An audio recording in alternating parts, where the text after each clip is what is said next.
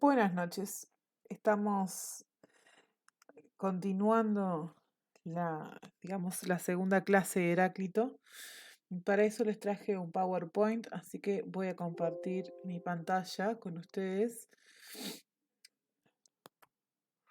En primer lugar, bueno, esto ya lo hablamos la clase pasada. Habíamos hablado de que Heráclito era apodado el Oscuro por la ambigüedad de sus pensamientos y su estilo de escribir fragmentos muy metafóricos, todos ellos, que hacía que fueran un poco del estilo críptico, o sea, de que no fueran entendidos por la mayoría. Por eso se le denomina un poco lo oscuro, por esa ambigüedad de sus textos. Después habíamos hablado de que bueno, era un filósofo presocrático, antiguo. Y bueno, el libro de Heráclito estaba compuesto por varios fragmentos, escrito en forma de prosa jónica, que es lo que a nosotros nos llega hoy en día como esos fragmentos. Y como todas las obras de los filósofos, se denomina acerca de la naturaleza. ¿Sí? Diógenes es quien de alguna manera nos acerca estos fragmentos y incluso nos puede afirmar de que el libro se dividía de alguna manera esa obra en tres partes del universo de la política y de la teología. El núcleo del pensamiento heraclitiano, que es en lo que más o menos hicimos hincapié el video pasado, es el logos. El núcleo de su doctrina es el logos, lo que le da sentido, el fundamento principal y sobre todo yo creo que innovador dentro de lo que es el pensamiento presocrático es la existencia del logos. El logos, como un concepto griego, nosotros vimos que puede significar razón, medida, cálculo, ¿sí? Heráclito lo va a incorporar como la razón de ser de las cosas, ¿sí? Esa ley que hace que todas las cosas estén en constante devenir, fluir, en esa dinámica constante, en ese movimiento que hace que la realidad sea cambiante según Heráclito, ¿sí? Este logos y esta sabiduría de conocer la verdad, que sería el logos, la existencia de esta ley que hace que todas las cosas cambien, llega a Heráclito a través de lo que la mayoría de los griegos utilizaba como un nexo con la sabiduría, que era el oráculo, ¿sí? El oráculo de Delfos, en este caso, con quienes de alguna manera se contactaban con dioses, con divinidades, y bueno, generaban como una especie de contacto que era algo místico, religioso, bueno, metafísico y demás. En esta parte yo lo que hago es sintetizarles las características fundamentales del logos, porque el logos es tan amplio el concepto en sí, es tan profundo y tan fuerte que no es solamente una cosa. El logos es común a todos, ¿sí? El logos no puede ser captado, dice Heráclito, por una intelección individual, es decir, como un pensamiento propio particular de cada uno. El logos es un pensamiento universal, es una ley universal, es la razón de ser de las cosas. Esa ley universal del devenir, como yo les digo, es lo que rige el cambio, la razón de ser de todas las cosas en la naturaleza, la verdad única, porque el logos nos viene a decir que lo que es y lo que no es al mismo tiempo, que una cosa es y no es al mismo tiempo. Esa es la única verdad posible para Heráclito, que el ser es y no es al mismo tiempo, que no hay nada permanente en el cosmos, en la realidad, que todo es cambiante. El logos debe ser escuchado, no solo a través de los sentidos, dice Heráclito, sino también a través del alma, es decir, de la razón, del pensamiento, porque los sentidos a veces nos pueden hacer caer en la ilusión de que existe algo permanente cuando no lo hay, en esta naturaleza que Heráclito de alguna manera visualiza, ¿no? Y analiza. El logos se va a expresar como, bueno, en el devenir constante, en esa realidad que está constantemente fluyendo. Los fragmentos, digamos, más importantes con respecto al logos son el fragmento 1 y 2 que trabajamos nosotros a través de las clases de Zoom. Yo los sinteticé acá y con estas dos imágenes que me parecen bastante interesantes. Vamos a leerlo juntos. El fragmento 1 dice, los hombres ignoran este logo siempre existente antes de escucharlo y aún después de haberlo escuchado por primera vez. Pues, aunque todo acontece de acuerdo a este logos, se comportan como si ignorasen cuando intentan hablar, cuando intentan obrar. Pero yo, para explicar, divido cada uno según su naturaleza, meditando íntimamente en cómo consiste. El resto de los seres humanos se da cuenta de lo que obran despierto tanto como olvidan lo que hacen dormidos. Este fragmento es muy importante, es el uno, pero además de ser el uno, ese fragmento en donde él nos invita a pensar a este logos, nos invita a que hagamos una introspección, muy al estilo griego, ¿no? Al estilo griego pesocático, fundamentalmente. Conocernos a nosotros mismos, mirar hacia adentro. Cuando uno mira hacia adentro, escuchamos, ¿sí? Y no solo nos quedamos con lo externo, podemos conocer esa verdad, ese Heráclito, podemos alcanzar ese conocimiento, entender, comprender por qué todo cambia y todo está en constante fluir. Muchos, sin embargo, aunque intentan, el logo se intenta manifestar y lo hace, de hecho, ellos intentan negarse a su presencia porque la ilusión de lo permanente es algo que todos tenemos. Yo creo que el pensamiento heraclitiano es contemporáneo y que todo está en constante cambio en nuestra naturaleza. Sin embargo, en nosotros mismos, uno se aferra a esa posibilidad de algo permanente, ya sea en una relación, ya sea en el plano de lo material, en el plano de las metas. Uno piensa que va a alcanzar cosas que son cuasi inamovibles y para Heráclito eso es imposible, ya que cuando lleguemos a eso, ni nosotros vamos a ser los mismos que comenzamos ese camino, ni las cosas que deseamos van a ser las que deseamos originalmente de una manera.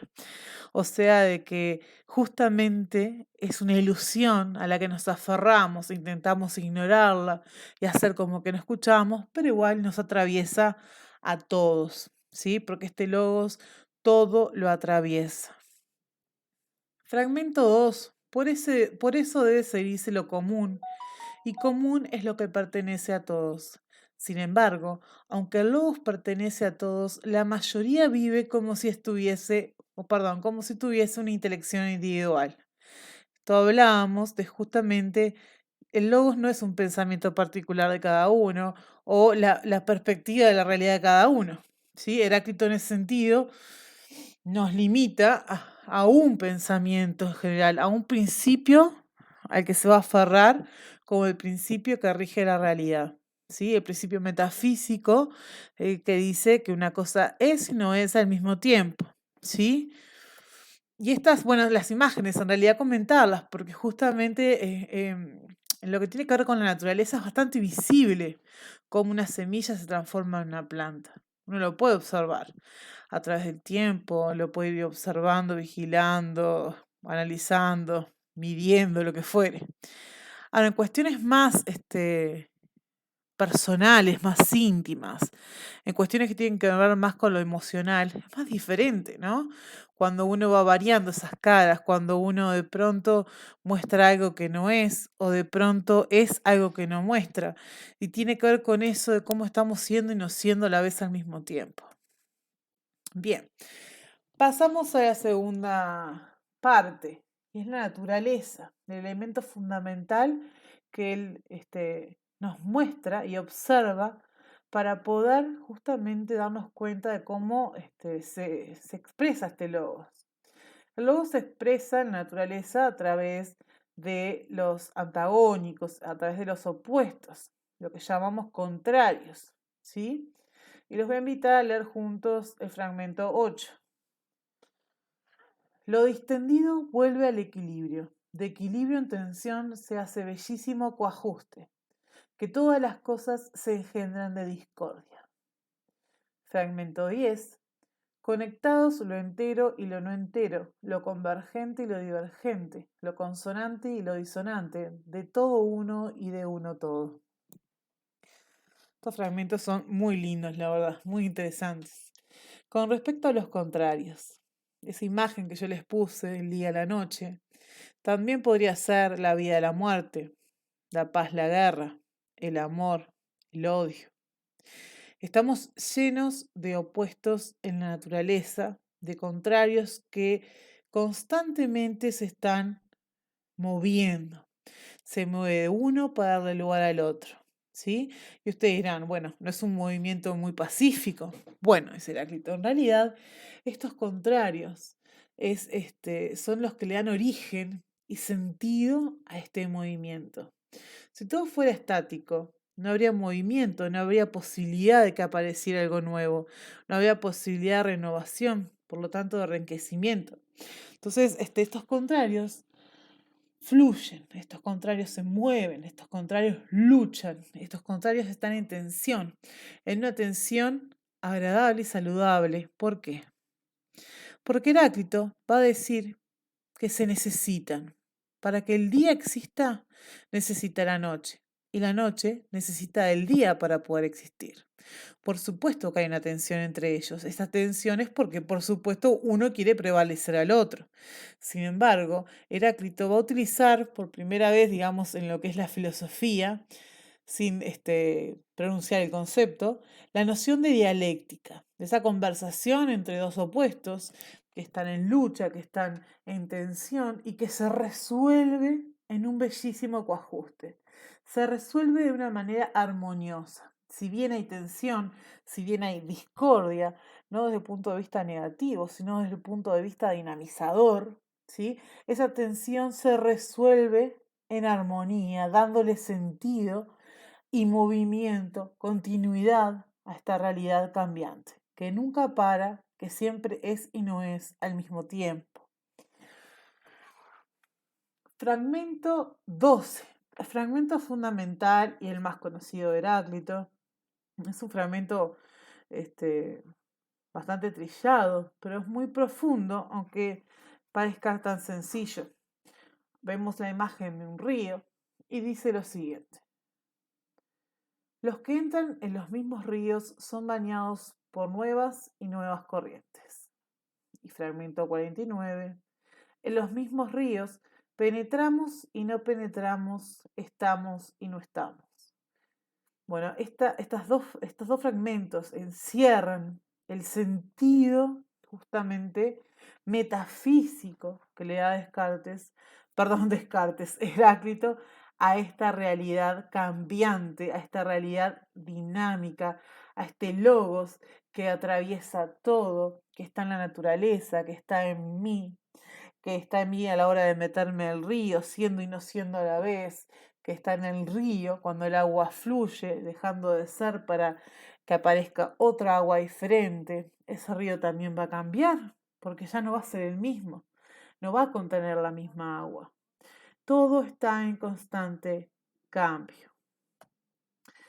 Y bueno, el arjé, para los griegos, para los presocráticos, fundamentalmente estos presocráticos que hemos nombrado tanto, los principales, porque todos comparten una misma preocupación cosmológica, y es cuál es el elemento o el principio fundamental del que está hecho o es originario el cosmos, el universo para los griegos. Esta palabra que utilizan ellos que se llama arjé, ¿sí? Significa ese principio elemental, ese principio que hace que todas las cosas sean y son el origen del cosmos, ¿verdad? Muchos pensaban, como habíamos hablado, Tales, por ejemplo, que era el agua, intentó racionalmente demostrar o inventarnos a pensar en ello. Heráclito, sin embargo, va a encontrar un elemento, un principio que o sea, la forma que va a encarnar, ¿sí? Este concepto del cambio es a través de un elemento en la naturaleza y es el fuego. El fuego, ¿sí? Tiene un carácter que más bien que corpóreo, como uno lo puede visualizar, el fuego, es metafísico. Él le dedica un muy interesante fragmento que lo voy a compartir con ustedes. Este mundo, el mismo para todos, no lo hizo ninguno de los dioses ni de los hombres, sino que ha sido eternamente, es y será un fuego eternamente viviente que se enciende según medidas y se apaga según medidas. Justamente este fuego creador es un principio activo que da origen a otros elementos. Este principio inteligente, este principio y elemento que contiene la razón, el logos. Su epistemología va a ser bastante particular porque es la primera vez que un filósofo presocrático viene a hablar de estas dos cuestiones, la razón y los sentidos. Tan pensadas, tan discutidas, incluso por dos pensadores modernos muy importantes como Hume y Descartes, que los que fueron alumnos míos el año pasado lo trabajamos. Para Heráclito, los sentidos, ¿tá?, van a estar al servicio de alguna manera del aprendizaje, de la comprensión, pero no son de alguna manera suficientes, ¿sí? No habla Heráclito de ignorar a los sentidos. Eso no sería para nada la propuesta de él, sino, más que nada, tener atención, ya que estos pueden engañarnos en la medida de que los sentidos en sí mismos generan eh, de alguna manera inestabilidad. Por lo tanto, uno debe usar los sentidos como una fuente, ¿sí?, para poder visualizar el cambio en la naturaleza, pero va a comprenderlo a través del alma o el pensamiento, es lo que llamamos la razón, ¿sí? ¿Y qué es lo que va a comprender? Va a comprender la ley que hace que todas las cosas cambien y que todo sea dinámico. Así concluimos lo que nosotros denominamos su principio metafísico, y es que el ser es y no es al mismo tiempo. Los voy a invitar a que se animen a realizar las actividades para seguir pensando el repartido 1, que es una manera de poder ver si ustedes realmente van comprendiendo y además poder leer sus opiniones al respecto.